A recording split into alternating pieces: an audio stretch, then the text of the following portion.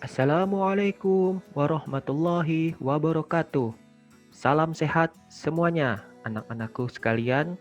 Baiklah, Bapak akan menyampaikan materi ikatan logam, di mana materi ini Bapak ambil dari berbagai macam sumber dan dari gambar juga dari berbagai macam sumber, kemudian Bapak himpun dalam bentuk slide.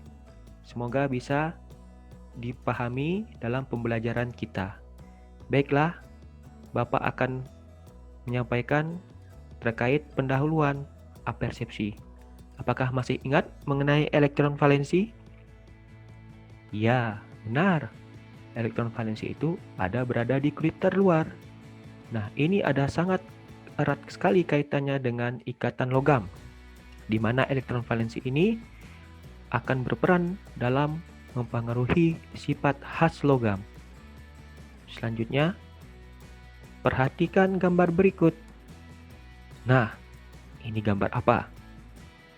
Ya, benar sekali. Ini adalah gambar koin yang terbuat dari logam. Bagaimana proses terbentuknya ikatan logam? Selanjutnya, bagaimana bisa logam dibuat bermacam-macam seperti itu? Selain hanya koin, tentu saja banyak sekali peralatan di rumah kalian yang terbuat dari logam. Bisa sebutkan contohnya? Ya, benar sekali. Ada yang menyebutkan sendok, ada yang menyebutkan garpu, ada yang menyebutkan panci dan segala macam. Nah, selanjutnya Bapak akan menyampaikan apa itu pengertian ikatan logam. Ikatan logam adalah ikatan yang terbentuk akibat adanya gaya tarik-menarik yang terjadi antara muatan positif dari ion-ion logam dengan muatan negatif dari elektron-elektron yang bebas bergerak. Selanjutnya, mobilitas elektron dalam logam sedemikian bebas, sehingga elektron valensi logam mengalami delokalisasi, yaitu suatu keadaan di mana elektron valensi tersebut tidak tetap posisinya pada satu atom, tetapi senantiasa berpindah-pindah dari satu atom ke atom lain. Untuk mengetahui animasi tersebut, kita lihat dulu ya animasinya.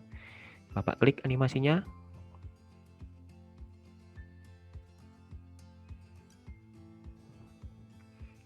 Nah, sudah mulai loading. Perhatikan. Di sini ada berbagai macam ikatan yang sudah kita pelajari.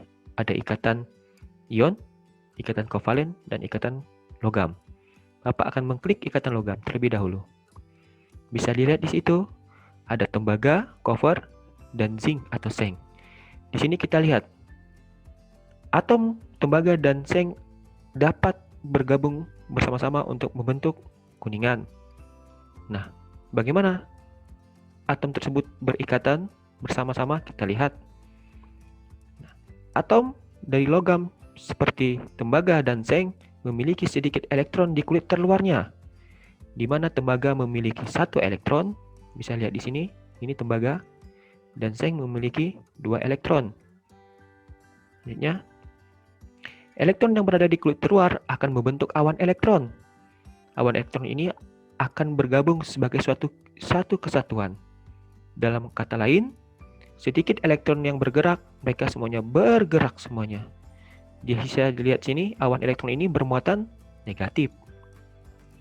Nah, awan elektron ini karena bermuatan negatif akan saling tarik-menarik dalam atom, sehingga yang mana bermuatan positif.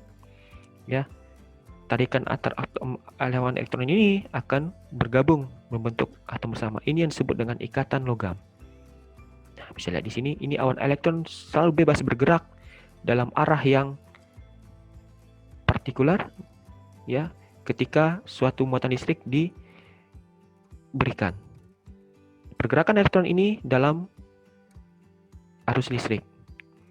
Awan elektron juga ini dapat mentransfer energi suhu, yang mana akan menjadi konduktor yang baik dalam panas.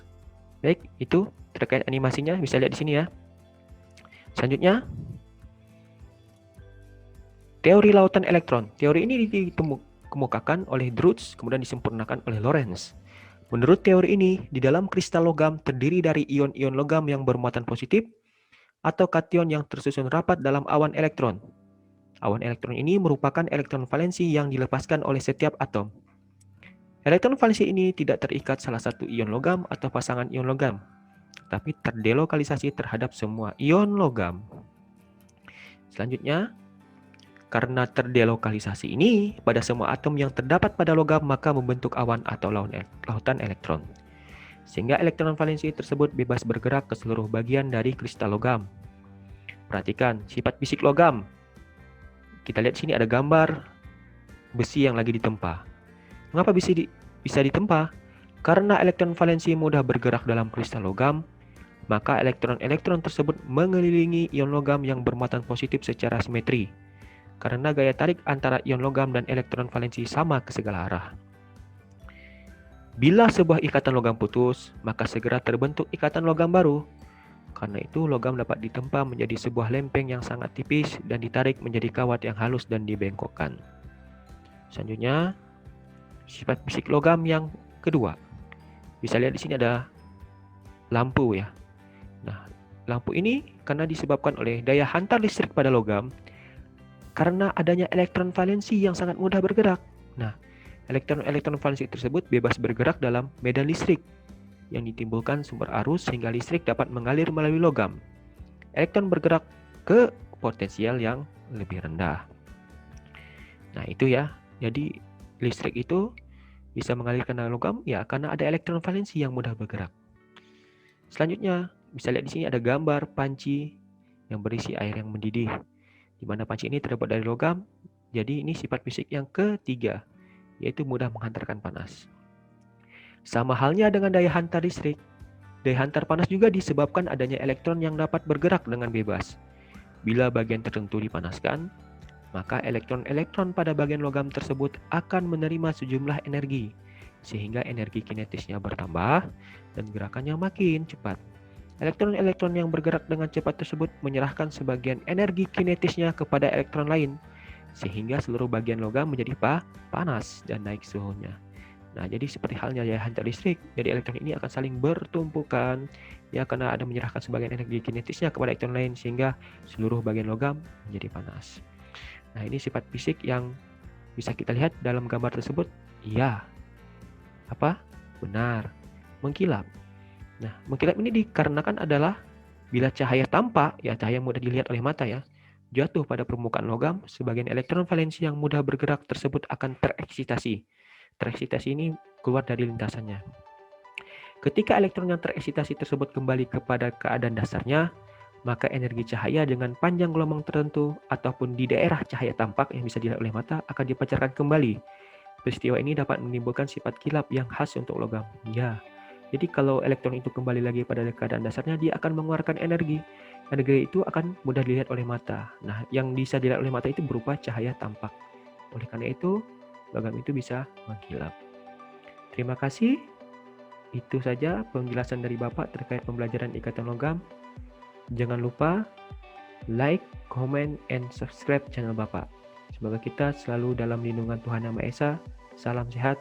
Wabillahi taufiq wal hidayah. Wassalamualaikum warahmatullahi wabarakatuh.